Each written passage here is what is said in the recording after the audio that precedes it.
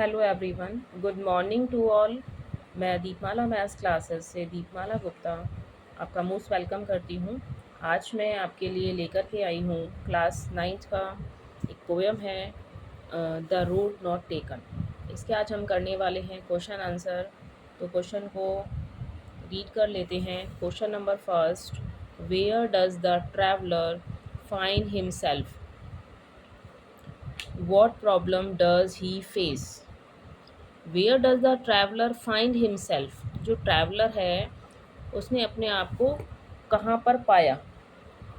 और what problem does he face, और उसने क्या प्रॉब्लम फेस की। आंसर है the traveller finds himself in the yellow woods at a point where the road forks into two. The problem that he faces is that he cannot decide which road to take to continue his journey, since it is not possible for him to travel both roads at the same time. यानी जो traveller है वो same time पर दो रास्तों पर नहीं चल सकता है। ट्रैवलर ने फाइंड किया अपने आप को एक येलो वुड्स, एक येलो फॉरेस्ट में, एट अ पॉइंट, एक पॉइंट पर, where the road forks into two, जहाँ पर जो रोड है वो टू पार्ट्स में डिवाइड हो रही थी। उसका प्रॉब्लम ये था कि वह ये प्रॉब्लम फेस किया उसने कि वह डिसाइड नहीं कर पा रहा था कि किस रोड पर वो आगे का सफ़र तय करे अपना, किस रोड पर वह अपने कंटिन्यू अपनी जर्नी को स्टार्ट करे। इट इज़ नॉट पॉसिबल, और उसके लिए पॉसिबल नहीं था कि वो दोनों रोड्स पर एक एट अ सेम टाइम पर ट्रैवल कर सके। आई होप सो समझ आ गया होगा। सबसे पहले हमें ज़रूरत होती है क्वेश्चन को समझने की।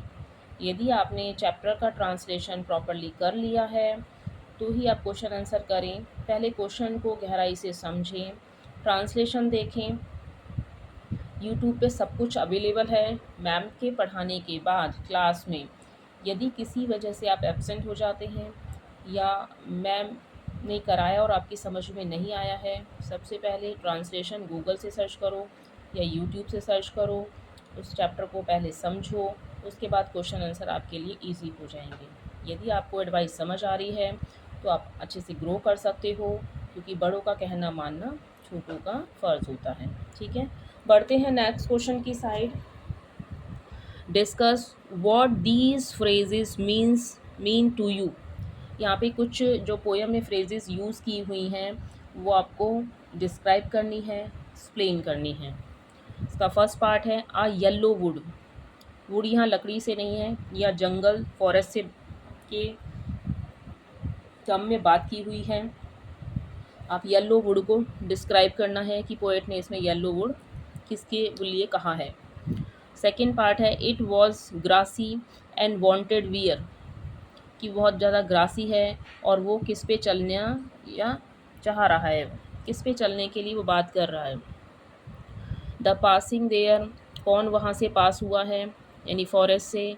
फोर्थ है leaves no step had trodden black, यानी पत्ती लीव्स पर यदि कोई नहीं चलता है तो वो कैसी टर्न हो जाती हैं, ब्लैक, ब्राउनिश हो जाती हैं। फर्स्ट ऑफ ऑल गल जाती हैं तो ब्लैक हो जाती हैं।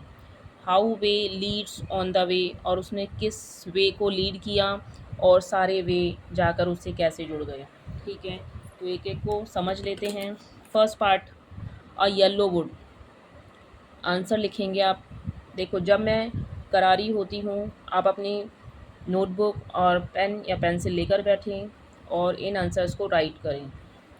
यही रिक्वेस्ट करती हूँ, यदि हम आप लोगों के लिए मेहनत कर रहे हैं तो आप भी थोड़ा सा इनिशिएटिव लें, थोड़ा लेबोरियस बने और फर्स्ट ऑफ ऑल अपनी हैंड राइटिंग में राइट करें, देन लर्न करें, अगेन लर्न करने के बाद राइट करें।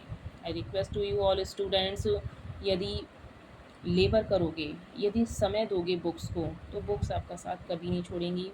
यही आपकी ट्रू फ्रेंड्स होती हैं, आप इन्हीं को फ्रेंड्स बनाएं। ओके, तो फर्स्ट को डिस्क्राइब कर देते हैं। Yellow word symbolise the autumn season. Autumn season होता है पतझड़ या शरद ऋतु, आप कह सकते हैं। Autumn correspondence with old age, जो ऑटम है वो कॉरस्पॉन्डेंस कर रही है ओल्ड एज से। The poet could be symbolically talking about the later stages of life, हमारी लाइफ के जो बाद के समय हैं, ओल्डर एज जिसे हम कहते हैं, उन्होंने पोएट ने यहाँ पर उसे सिम्बलाइज़ किया है, उसके बारे में वो बात कर रहा है। जैसे लीव्स पुरानी हो जाती हैं तो ब्लैक या येलो हो जाती हैं, ब्राउनिश हो जाती हैं, ऐसे जैसे जैसे हम अपनी लाइफ में आगे बढ़ते हैं तो हमारी ओल्ड एज हमारे सामने आती है। तो फर्स्ट को हमने डिस्क्राइब कर दिया है, a yellow wood. Please write and learn और टेक स्क्रीनशॉट। फिर मुझे कमेंट करके बताइएगा आपको कितना समझ में आया। ओके, सेकेंड पार्ट को डिस्क्राइब कर लेते हैं। It was grassy and wanted wear. It conveys that the road was full of grass and nobody has use that road. ये जो हमें ये कन्वे कर रहा है ये फ्रेज़ कि जो रोड है वो फुल ऑफ ग्रास से है और वहाँ पर ऐसा लग रहा है कोई भी वहाँ उसको यूज़ नहीं किया है उस रोड को। It was a smooth road, वो बहुत प्लेन रोड दिख रही है। Which had not worn out, उस पर कोई भी नहीं चला है, उस पर से कोई भी नहीं गुजरा है।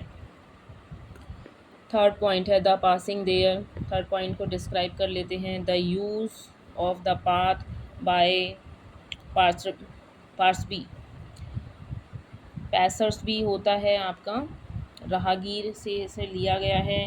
द यूज़ ऑफ पाथ यानी उस रास्ते का जो यूज़ है वो राहगीरों के द्वारा किया गया है, वहाँ से कोई गुज़रा है। पासरली पैसेज है ना, पैसेज के अकॉर्डिंग लिया गया है। ठीक है, फोर्थ पॉइंट को डिस्क्राइब कर लेते हैं। The leave had no change. The leaves had not changed their color and turned black because of less people stepping on them, क्योंकि कम लोगों ने उस पर क्या रखा है, पैर रखा है। It could represent a path on path one may have never seldom taken if life for the fear of uncertainty।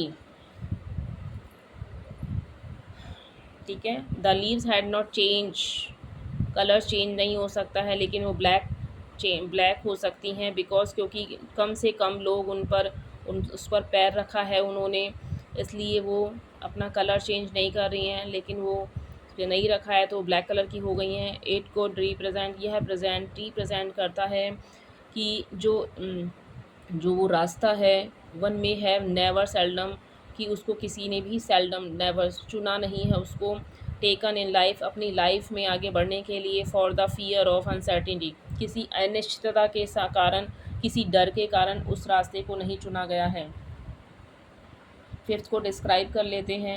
This phrases means how certain decision, इस फ्रेज़ का मीन है हाउ सर्टेन डिसीजंस, कुछ decisions ऐसे होते हैं one makes in life, एक ही decision हमारी life को बना देता है। और could pave the way for many other decision, और हमारे लिए गए जो अदर डिसीजंस होते हैं वो हमारी मंजिल गोल को पाने में हमारे मार्ग को क्या करते हैं, प्रशस्त करते हैं। प्रशस्त यानी आपके उस मार्ग को और पोटेंशियल देते हैं। आपका जो लिया हुआ वन डिसीज़न है वो अन्य जो डिसीजंस आप लेने वाले हो या उसके लिए लिए गए हैं वो आपके वे को, आपके रास्तों को क्या देते हैं, पोटेंशियल देते हैं। आई होप सो ये 5 फ्रेजेस का डिटेल एक्सप्लेनेशन आपको समझ आ गया होगा। आई होप सो आपने अपनी एक नोटबुक में इन्हें सब नोट डाउन कर लिया होगा। आफ्टर दैट वीडियो को पॉज करके बार बार देखेंगे, समझेंगे। आप स्क्रीनशॉट ले सकते हैं, स्क्रीनशॉट ले लीजिए इसका। और फिर मैं आज आपको 2 क्वेश्चन सॉल्व कराऊंगी, क्वेश्चन नंबर 3 और 4। अभी मैं स्क्रीन को स्टेबल कर देती हूँ और आप इसका स्क्रीनशॉट ले लीजिए आराम से तसल्लीपूर्वक। और आपको यहाँ पर सटीक और सही आंसर्स लिखवाए जाएंगे, आप इनको राइट करेंगे तो मैम आपको फुल मार्क्स देंगी। मैं आशा करती हूँ, मैं ये उम्मीद करती हूँ आप लोगों से, प्लीज़ आप इस चीज़ को समझेंगे। मेरी इस वीडियो पर कमेंट कीजिए आपको कैसा लगा और आप मुझसे कहाँ से जुड़े हो, जिससे मुझे पता लगे कि मैं जो पढ़ा रही हूँ जिनको, वो स्टूडेंट्स मेरे इस वीडियो को कहाँ कहाँ से देख रहे हैं, आपके लिए कितनी हेल्पफुल है। प्लीज़ कमेंट करके ज़रूर बताएं। I request to you all, please मेरी इस वीडियो को ज़्यादा से ज़्यादा लोगों को शेयर करें, उन्हीं को करें जो समझ पढ़ना चाहते हों और ट्यूशन ना जा पा रहे हों। कमेंट्स कीजिए, शेयर कीजिए और प्लीज़ सब्सक्राइब ज़रूर कर लीजिए। यदि आपको मेरी वीडियो हेल्पफुल लग रही हैं तो आप सब्सक्राइब करेंगे तो आगे वाली जो अपकमिंग वीडियोस होंगी मेरी, वो आपको नोटिफिकेशन से मिल जाएंगी, इसलिए बेल आइकन को प्रेस कर दीजिएगा। थैंक यू सो मच आज के लिए बच्चों। आपका दिन शुभ हो, मंगलमय हो, यही मैं भगवान से प्रार्थना करती हूँ। हैव अ नाइस डे बच्चों। Take care. Bye bye.